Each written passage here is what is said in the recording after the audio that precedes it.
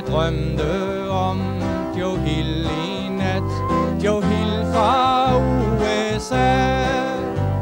Jeg tænkte, mon det samme sker i Esbjerg nu i dag. I Esbjerg nu i dag. Som strejkeleder var Joe Hill berømt fra syd til nord. Men falske vidner dræbte ham. Joe Hill blev dømt for mord. Joe Hill blev dømt for mord.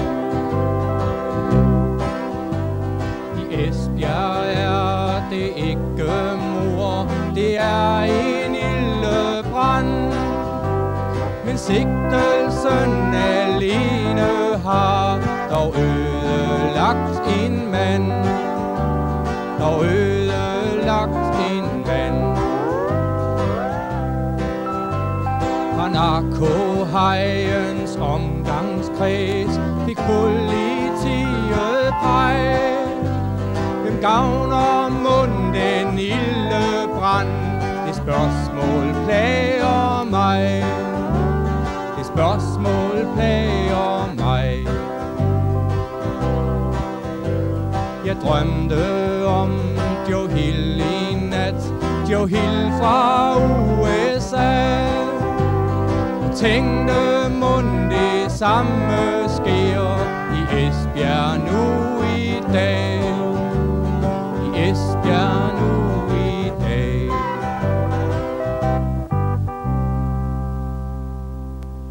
Den 15. december 1982 iværksatte havnearbejderne en af de hårdeste og længste strejker i de seneste 10 år. Den direkte årsag er den konservative Schlüter-regerings nedskæringer på dagpengeloven. Nedskæringerne indebærer blandt andet en lønnedgang for det store flertal af havnearbejderne på mellem 300 og 400 kroner om ugen. I mange tilfælde vil det betyde fortabelse af retten til dagpenge, fordi havnearbejderne er løsarbejdere, og bundgrænsen rykkes ned til kun 30 timer om ugen. Kampen er hård. Regeringen sætter hele magtapparatet i aktivt beredskab. Civilklædte politifolk, hundepatruljer, aflytning af havnearbejdernes telefoner, indsættelse af politimeddelere og provokatører i bedste 30'er-stil med meget mere. Alt dette for at beskytte skruebrækkere, arbejdsgivere og den borgerlige regering. Her i Esbjerg taber især landbrugets arbejdsgivere, de store korn- og foderstoffirmaer og englandseksporten hundreder af millioner kroner på strejken. Heroverfor forsøger havnearbejderne at dæmme op for skruebrækkeriet ved at iværksætte effektive blokader. Den 27. december bliver havnearbejder Kai Åge Nielsen fra Aalborg kørt ihjel af en hollandsk eksportchauffør under en blokade på Hirtshals havn. I Aabenraa og Padborg kommer det til voldsomme konfrontationer mellem politi og havnearbejdere. Schlüter-regeringen vakler. Strejken skal stoppes for enhver pris. Så opstår der brand i KFK's gamle pakhus på Esbjerg Havn. Klokken ca. 2:30 natten mellem den 2. og 3. februar, 12 dage før havnearbejderstrejken slutter, sætter 2 havnearbejdere ild på KFK's bygning på Esbjerg Havn. Politiet anholder begge havnearbejderne i løbet af februar. Anonyme telefonanmeldelser og telefonaflytninger samt almindeligt værtshusslader bringer politiet på sporet. Hvorfra anmeldelserne kommer, bliver aldrig offentliggjort. Politi og arbejdsgiverkredse sikres fuld anonymitet. De 2 havnearbejdere fængsles og sigtes efter den hårde brandstiftelsesparagraf, der også omhandler forstyrrelse af den offentlige orden. Efter mere end 17 ugers isolation og dagligt politiforhør og under enormt psykisk pres tilstår de branden. I juli måned bliver de begge idømt 5 års fængsel. Skaderne på det gamle pakhus blev af pressen i TV-avisen straks anslået til 16 millioner kroner. Allerede dagen efter var beløbet 8 millioner. Siden er beløbet bragt ned på 4,8 millioner, og dette er inkluderet firmaets produktionstab. Den 16. marts 1983 tidligt om morgenen ringede politiet på døren i huset her i Vejrup ved Esbjerg. Her bor havnearbejdernes talsmand, Carl Jørgensen. Han føres til afhøring på politigården i Esbjerg. Dagen før blev de 2 fængslede havnearbejdere afhørt i byretten i Esbjerg, hvor de forklarede, at Carl Jørgensen havde givet grønt lys til branden, de havde påsat. Carl Jørgensen nægter et hvert kendskab til branden, men han bliver også sigtet efter paragraf 180. Det er den paragraf i straffeloven, der omhandler forstyrrelse af samfundsordenen. Han fængsles og føres til arresten i Haderslev, og efter 14 dages isolation får Carl et nervesammenbrud. Han overføres derefter til den lukkede afdeling på Hviding Statshospital ved Ribe. Carl, hvordan oplevede du anholdelsen af dig? Ja, det var jo en grim oplevelse. Vi er blevet væk klokken 5 om morgenen, og der stod 3 mand på rejseholdet. Og min kone kom ind og vækkede mig og sagde, at der står 2 eller 3 betjente udenfor, der vil snakke med dig. Og børnene blev vækket, og de drenge, vi havde hjemme, de 2 store drenge, de skulle på arbejde, de kom også op, og de mødte med de her 3 betjente med en retskendelse på, at de måtte undersøge huset. Og der stod børnene for skræmt, og det var den helt store panik der. Og det startede det så med, og de rådede det hele igennem, og børnene var jo rejseslagne. Og der var en masse dramatik i det der, som jeg da helt afgjort ikke kan se, at der var nogen grund til, eftersom de betjente der ganske udmærket vidst, at de kunne have taget ned på havnen og fået fat i mig dernede, uden spor, panik. Men det er jo de åbenbart ikke interesseret i. Det, de var interesseret i, det var den psykiske effekt i at komme ud en tidlig morgen og vække mig og få familien involveret i det. Og så køre mig ind på stationen og sætte mig ind i rummet derinde på 3,5 gange 4 fod, hvor jeg fik lov at se i 2,5 timer. Selvfølgelig uden min personlige ejendel, livrem, tegnbog og hvad jeg ellers havde i lommen. Og derefter over i arresten, hvor jeg igen blev kropsvisiteret, og så ind i retten uden livrem og ejendel. Og jeg må selvfølgelig holde ved bukserne. Og der bliver man så bombarderet med forskellige sigtelser og beskyldninger. Og en sagfører, der lige er sat på, han aner ikke, hvad han skal gøre. Han har 5 minutter før fået besked på, at nu skulle han altså have den her sag. Og bagefter sagde han til mig, ja, jeg kunne godt have bedt om 2 timers udsættelse. Men det gjorde han altså ikke. Og hvorfor han ikke gjorde det, ja, det kan man selvfølgelig gisne om. Jeg stolede ikke på manden, og derfor fyrte jeg ham også på et senere tidspunkt og fik fat i kælderen. Hvad grundlag er Carl varetægtsfængslet på? Han er varetægtsfængslet efter vores hårdeste varetægtsfængslingsbestemmelse. Og det vil sige, at han sidder i det, der kaldes retshåndhævelsesarrest. Og retshåndhævelsesarrest er altså en fængslingsgrund, som ikke tager sit udgangspunkt i hensynet til efterforskningen, eller i hensynet til påvirkning af vidner, eller frygt for, at han vil undslippe ved at tage til udlandet eller lignende, men alene tager sit udgangspunkt i, at forbrydelsen er så grov, så det vil stride mod den almindelige retsfølelse, at han er på fri fod. Men det er en optrapning af metoder mod fagligt aktive folk i arbejdskampe?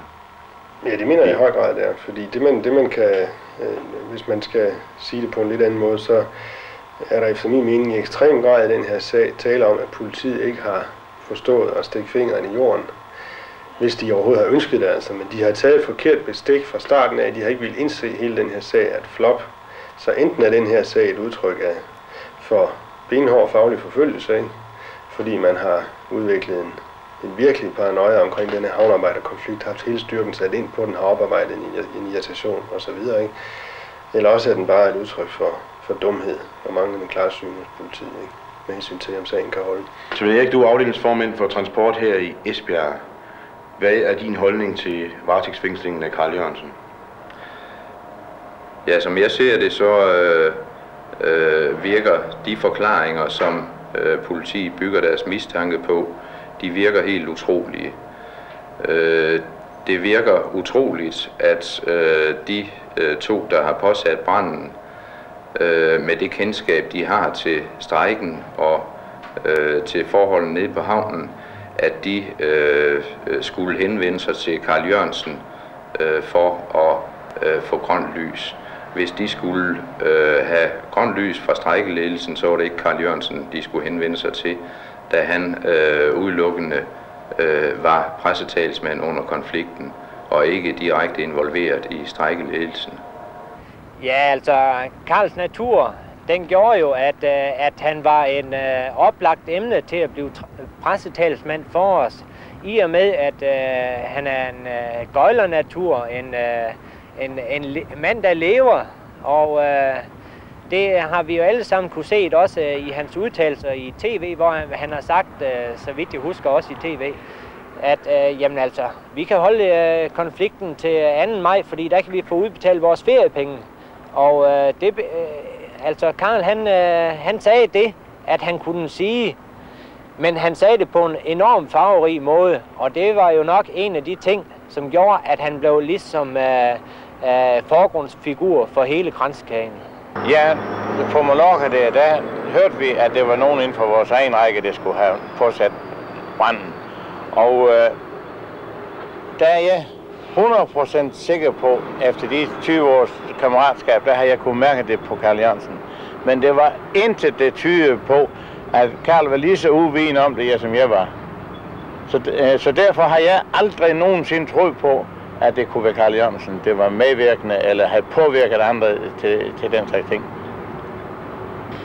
I kraft af koordinationsudvalgets arbejde i fiskeindustrien, der deltog jeg i havnearbejdernes morgenmøder.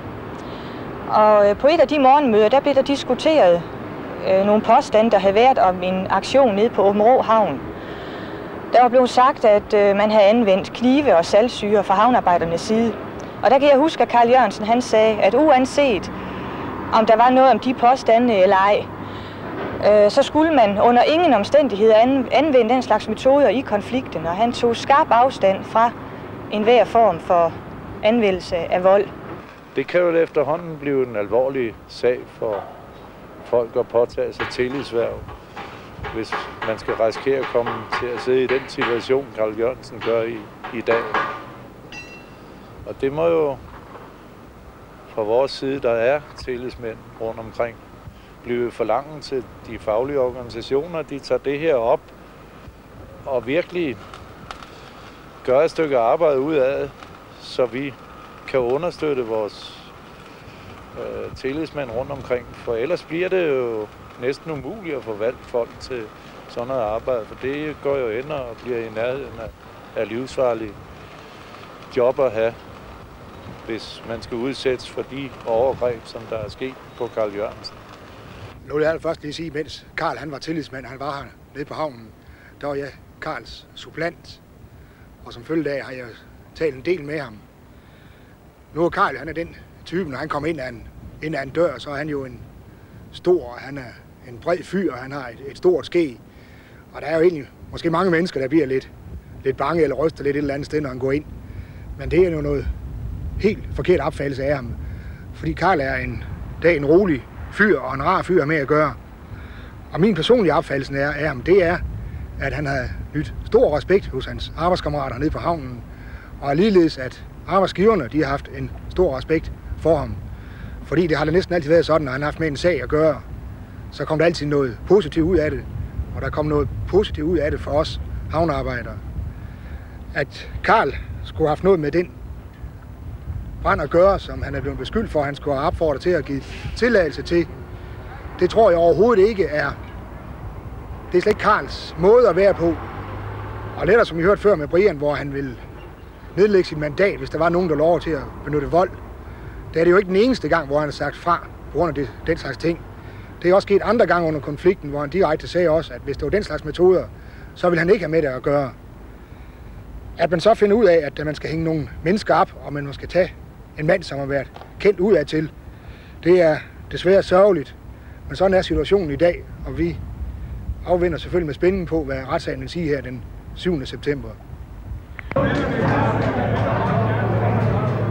En hilsen til ham, kammeraten. En talsmand bag fængsel og så. Nu er det på tide, vi viser, at os kan man roligt stole på. Nu er det på tide, vi viser, at os kan man roligt stole på. Det var noget med, at så stod man op og sang med, som om det var en havnearbejderdemonstration, og ikke et møde i Schlüters regering. De tog ham med håb om at true den aktive arbejders kamp. Men ingen af os lader os kue af domstol og sorte støvlers tram. Men ingen af os lader os kue af domstol og sorte støvlers tram. Det var bedre, så åbner vi munden, så kan vi høre det alle sammen bagefter. Hvor længe endnu skal det bare? Kom arbejder ud af det hele. Nu er det på tide at svare. Ingen langer kan Jørgensen sættes fri. Nu er det på tide at svare. Ingen langer kan Jørgensen sættes fri.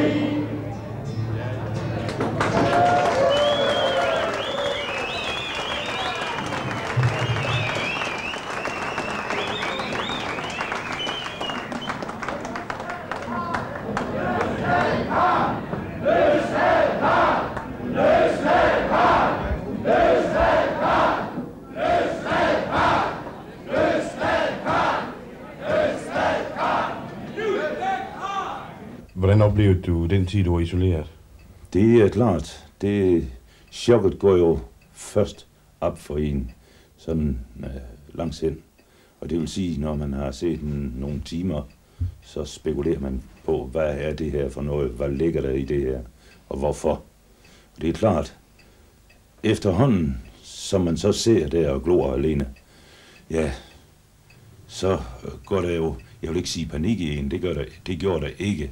Men jeg blev psykisk kørt ned ved, at jeg begyndte at ligesom komme ud i nogle situationer, som jeg ikke kunne klare. Og det gør man jo først og fremmest fordi, at man er under i en stresssituation ved det pres, man har. Og ja, så sker det der. Men ens daglige berøringsflade, den er væk. Og derfor så ser man der med sine egne tanker og idéer. Og der bliver jo gjort alt muligt for, at man netop skal se på den måde der. Det er jo ideen med det. Det er jo igen det psykiske resultat, de er interesseret i. Altså interesseret i at få et menneske derud, hvor de kan gøre med det, hvad de vil. Og få det til at sige og gøre, som de vil have, det skal gøre. Og der ligger det. Og da jeg så har set der et stykke tid, hvad sagde jeg der, i isolation, i en celle der, i en 14 dage, 3 uger, så var der altså godt nok 2 læger. Den ene der, en læge, den næste der, en anden læge, der bestemte, at jeg skulle indlægges på psykiatrisk hospital. Og det blev jeg. Og der var jeg selvfølgelig under censur, både hvad besøg angik, og hvad breve, post angik. Og jeg måtte ikke foretage mig noget, jeg måtte ikke lave noget. Og i al den tid var jeg godt nok, gik jeg, og jeg skrev nogle bøger. Jeg skrev forresten en masse, og jeg skrev 3 bøger i den tid. Det kan godt nok være til min egen fornøjelse, de bøger der, for jeg tror aldrig nogen. Når I går ud på gaden, så er der 0 flasker. Der er en hel del, der forventer, at når havnearbejdere går i demonstration, så er de flasker i hånden. De skal blive skuffet i dag. Tak. Ja.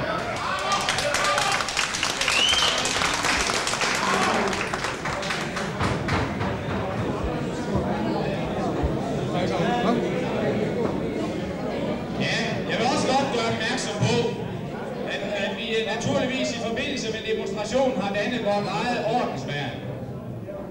Og det har vi naturligvis gjort for at holde orden på tropperne, således at demonstrationen kan foregå i ro og orden og i værdighed. Det vil sige, at de kammerater, som under demonstrationen optræder som ordensværn, deres anvisninger skal naturligvis følges.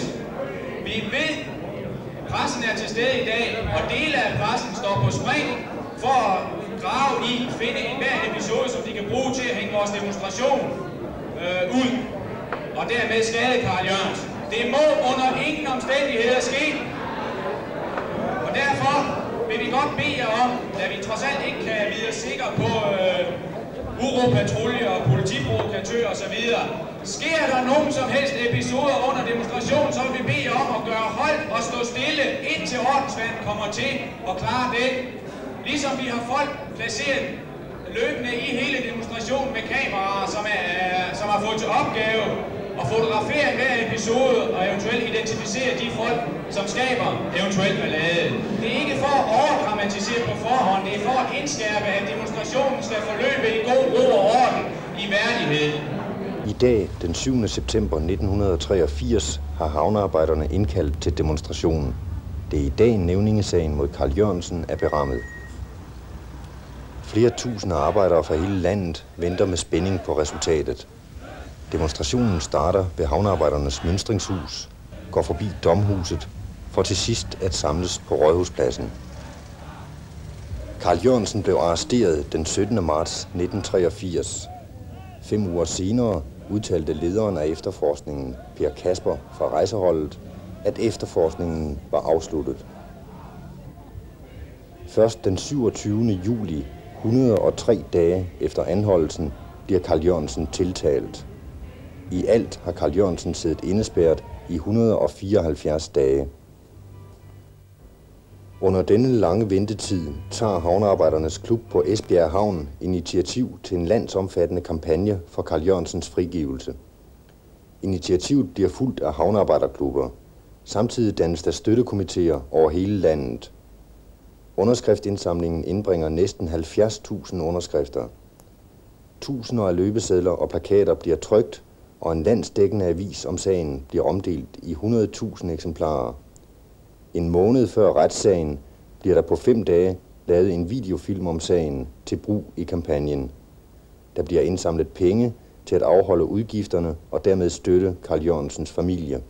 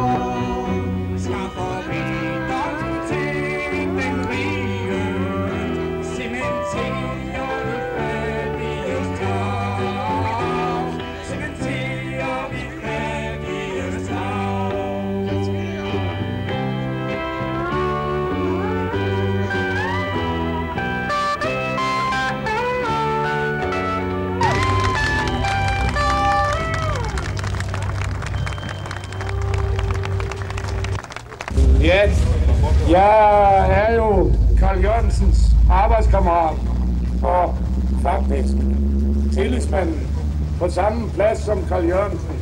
Jeg burde slet ikke stå her i dag. Jeg burde sidde der længere hen ad gaden og være anklaget i samme stil som Carl. I morgen, når jeg snakker med Carl, så skal jeg fortælle om alle de mange mennesker. Jeg har hilst på folk fra Skagen og fra Aalborg, fra Nørre Sundby, fra Aarhus, der er jo nogen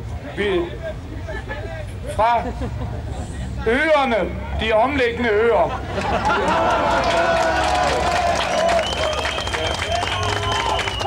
Den eneste ø, men det er jo også den, man gemmer i vejrudsigten. Bornholm har jeg ikke set nogen fra. Hvis der skulle være en,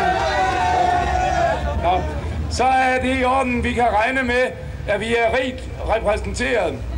Og nu synes jeg, at vi har ligesom set sort på tingene, at vi forventer, at vi skal tromles ned. Det skal være kriminelt at være tillidsmand. Og når engang man har fået gjort den kriminelle, så bliver turen jo til slaverne. Så skal de jo også være kriminelle. Men det vil ikke lykkes for dem. Prøv at kigge på alle de faner. De kommer fra hele landet. Det lykkes aldrig for dem at få os gjort kriminelle. Det her land, det er vores, og det skal vi nok bestemme over. Jeg siger tak.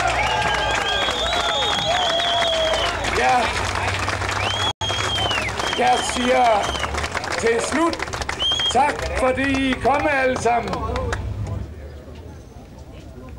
Alt dette, sammenlignet med meget andet, viser, at der bliver drevet systematisk flakjagt på faglige, aktive personer.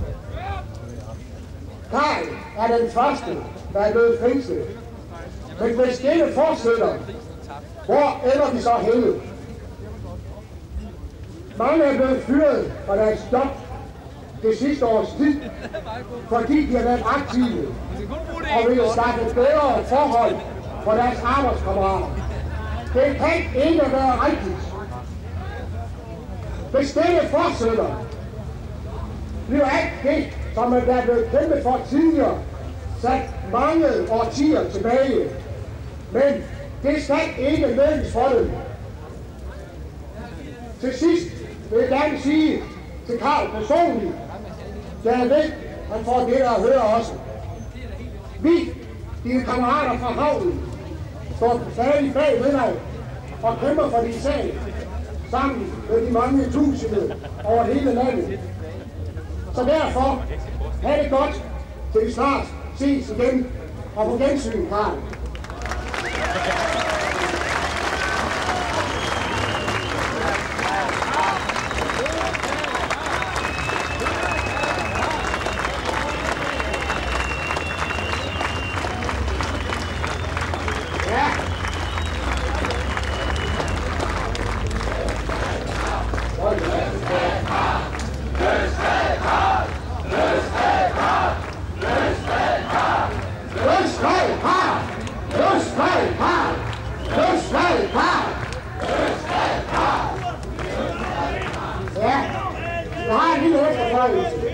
Jeg har lige fået at vide ved for retten af, at en af anklagerens hovedvidner fuldstændig er faldet til jorden.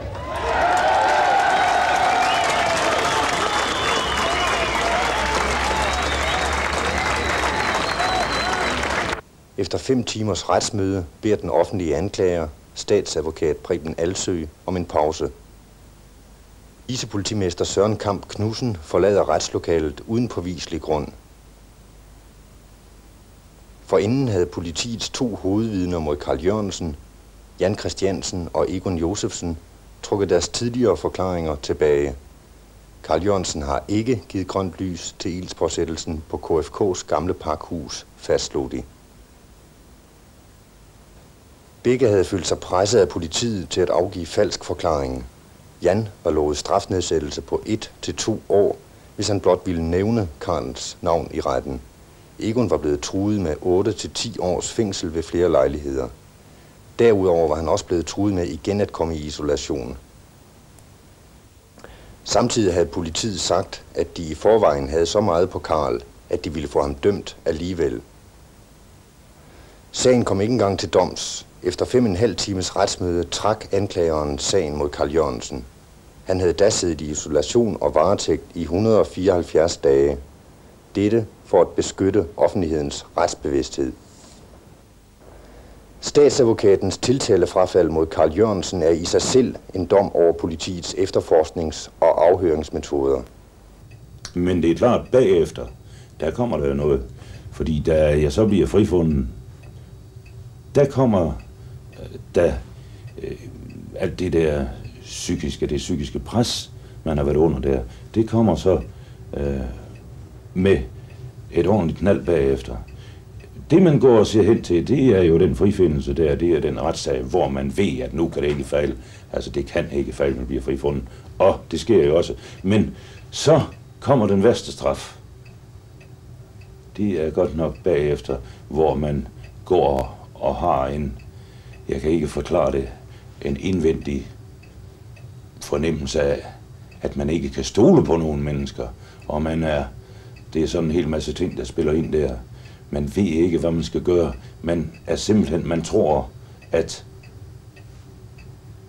alt og alle vil forråde en på en eller anden facon, og man synes altså, det er noget, der følger vel nok med det. Jeg ved ikke, om alle har det sådan, når de har set i en forvaring. Men det var altså godt nok den følelse, jeg havde. Og det har ikke været rart. Det har været en grim situation. Jo, tak. Karl har vundet, og vi har vundet. Karl er den største biografbillet, jeg har fået i dag nu. Ja, det er noget godt. Bare der kommer lige så. Ja, vi har lige sat op for det. Vi har fundet den bedste, eller i Bærstue. Hvor har vi sagføreren? Velkommen, Kaj. Kælder, han vil lige give dig en hånd. Det er fandme Kælder, jeg går ind. Det er rart.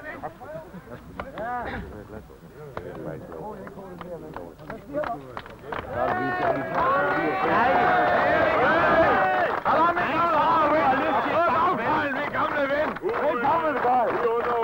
Velkommen, Karl. Velkommen, ven.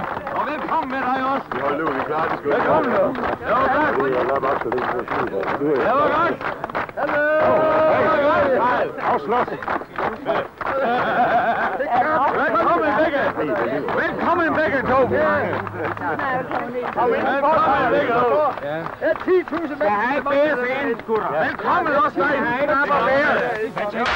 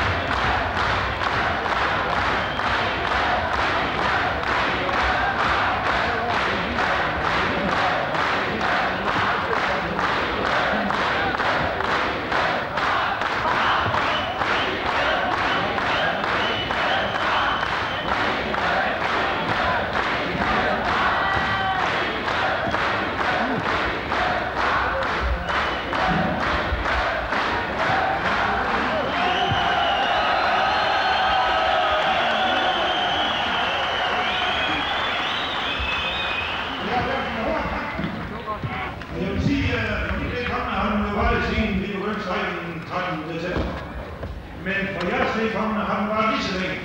Og jeg har godt nok prøvet at se på følger. Og jeg har været glad for det, I har gjort, og jeg siger 100.000 tak. For at se, det er ikke bare med det, der er for. Det er hele den danske arbejderbevægelse. Som er bedst.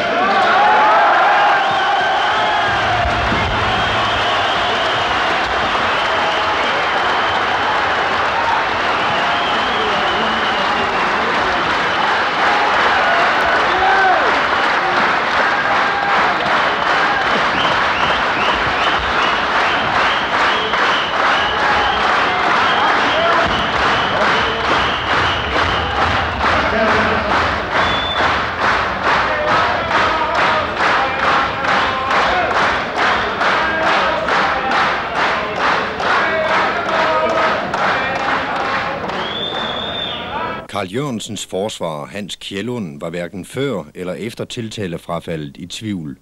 Skal en sag som denne vindes, kræver det godt nok jura, men det kræver først og fremmest offentlighed.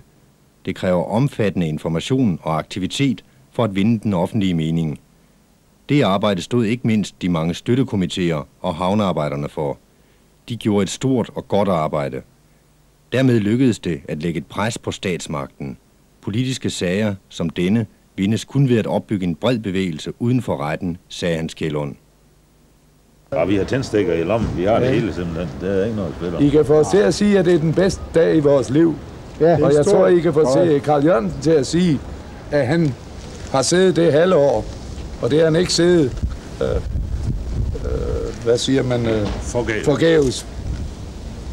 Det håber jeg ikke, jeg har. Nej. For selv en Carl Jørgensen, der har siddet derinde, er blevet meget betaget af det syn, han så derinde. Og det havde jo været der, selvom man ikke var kommet før i morgen. Det var jo ikke sådan meningen, at der skulle være sådan en flot velkomst til ham. Nej, det er jeg ganske klar over. Det var også lidt af Vi havnearbejder ikke så nemt at dopere. Nej, nu havde vi jo forsigtigt stoppet arbejde i dag, fordi vi mente ikke, vi kunne tillade os at arbejde samtidig med, at Carl skulle sidde deroppe. Og så havde vi jo også en del gæster her i byen, som vi skulle tage os af. Hvordan vi får startet arbejde i morgen, det aner jeg sådan set ikke noget om. Ja, det gør jeg sgu ikke. Det bliver lidt tåget, det bliver meget svært, det gør det. Kammeratskabet, tror du, det bliver bedre, end det har været? Kammeratskabet er der ikke noget i vejen med. Det er bare sørgeligt, at der skal den slags ting til for at manifestere det. Jeg har sagt det inde i salen også. Hvorfor skal vi have sådan nogle tragedier for at mødes med alle vores dejlige faner og alle vores dejlige sange? Hvorfor kan vi ikke mødes en almindelig dag og se alt det, der sker derinde? Skal der da virkelig en henrettelse til? Sidst jeg så mange dejlige faner, det var en havnearbejder fra Hirsals, der blev slået ihjel under strejken, hvor vi mødte op i samme stil, som der er gjort. Og i dag var det Carl Jørgensen, vi mødte for. Kunne vi ikke engang mellem mødes med vores dejlige faner og vores dejlige sange, uden at der skal være... det skal foregå på den måde. Vores sag, den er da så god, den godt tåler at komme frem. Nu er jeg så... Jeg ved ikke lige, om jeg må komme ind. Nu er jeg så heldig stillet, så jeg har haft Danmarks bedste sagfører. Ja. Og det er jo ikke alle beskåren. Det er jo ikke alle beskåren, fordi der findes jo i realiteten ikke alverdens mange virkelig dygtige sagfører i Danmark og forsvarer. Der findes en del, men ikke... Jo, siger du bare. De er dygtige hver på sin måde. Ja, hver på sin måde måske. Men altså, jeg har været så heldig at have Danmarks dygtigste forsvarsadvokat. Ja. Det er tilfældet. Og det er klart, for at rode alle de der spæde tråde ud, der må man have en dygtig mand. Det er ganske klart. Det skal det ikke lade sig gøre. Så bliver man et offer for systemet.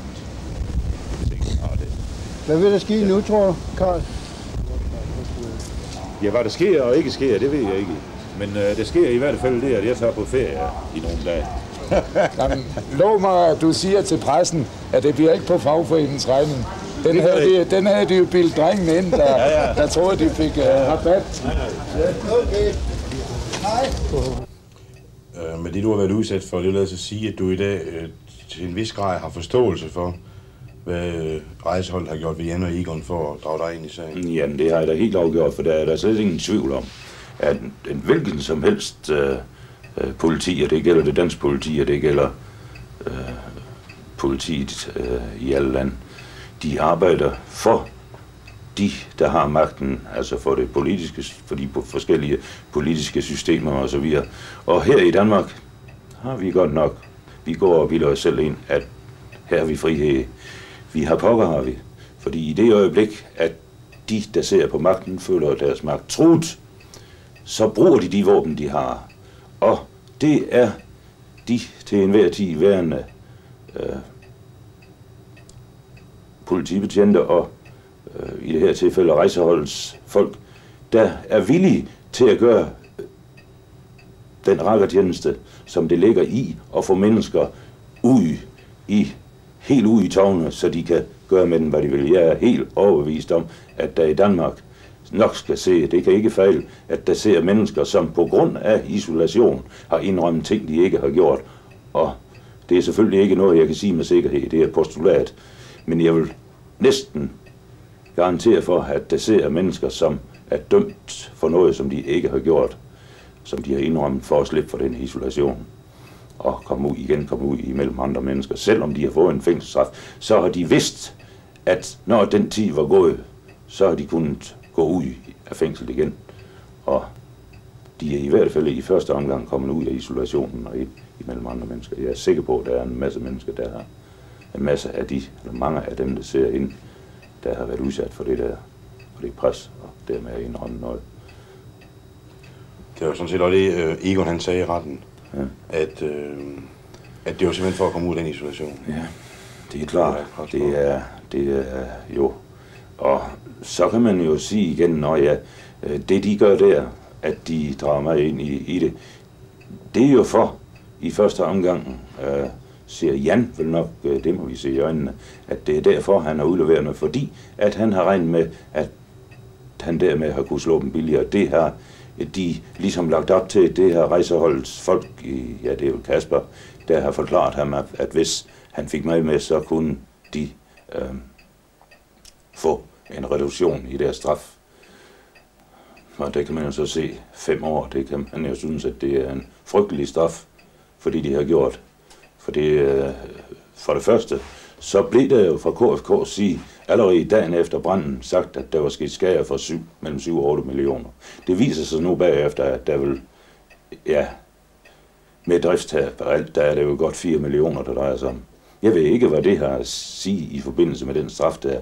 Men det kan sådan set vel være ligegyldigt, fordi altså det kan ikke være ligegyldigt for de to, men jeg vil tro, det er ligegyldigt for de myndigheder, som har givet dem dommen. Fordi de har kun været interesseret i at give dem den dom. Grunden det, at de har været med i en faglig konflikt, og de har været interesseret i at statuere et eksempel og vise, hvad det kan ske, hvis nogle mennesker, der er ude i en faglig konflikt, kommer til at gøre noget forkert. Og det skrækker advarsel for alle. Men 5 år, det er uhørt. Det er så helt afgjort skrækkeligt. Jeg vil jo næsten holde på, det tenderer til det forbryderiske at sætte et menneske ind i 5 år for det, de har gjort. Det viser sig jo også, at andre, jeg sagde nede i Haderslev sammen med en mand, der havde brændt sin lejlighed af, for han havde forsikret de 2 forsikringsselskaber og en stor beboelsesejendom, og det skete også millionskade der. Han fik 2,5 år, og der var kun have været menneskeliv ind. Og det er jo helt sikkert, at i det gamle pakhus dernede, det kunne vi jo læse af referaterne fra retten der, det var vist Egon, der forklarede det dernede, at de havde set efter, om der var mennesker til stede. Og det er de overbevist om, inden de satte ild på. Alene det skulle jo være et formildende moment, men det har det åbenbart ikke været. Det er næsten ligegyldigt, hvad de har sagt og gjort, for det var lagt op til, at de skulle have et ordentligt drag over nakken. Men vi må jo godt nok håbe, fordi jeg synes jo godt nok, det de kalder for retsbevidstheden, den vil jeg godt nok synes, hvis der blev rodet noget op i det der offentlighed, ligesom blev klar over, at der var noget der. Men det er jo den ting ved, at hvis ikke lige frem, at det rammer en selv, eller ens nærmeste familie, eller ens nærmeste, så siger man, nå ja. For når vi ser i fjernsyn for eksempel, at der er nogen, der bliver myrdet og så videre, nå ja, hvis vi så går ud i køkkenet og skærer os med en kniv bagefter, det gør jo altså meget mere ondt, som vi ser en hel stak mennesker lige og blive slået ihjel og så videre på fjernsynet. Sådan er det jo altså bare. Men vi må jo vide en ting, at lige pludselig, så kan det altså godt nok ramme os selv. Så derfor er det vigtigt, at vi får slået fast, at de 2 mennesker, der ser deroppe, de 5 år, de har fået, de er simpelthen. Det er uhyrligt. Det er hysteriske, det holdt på, borgerlige magt, altså det borgerlige magtapparats hysteriske vepse, der har været i aktionen der.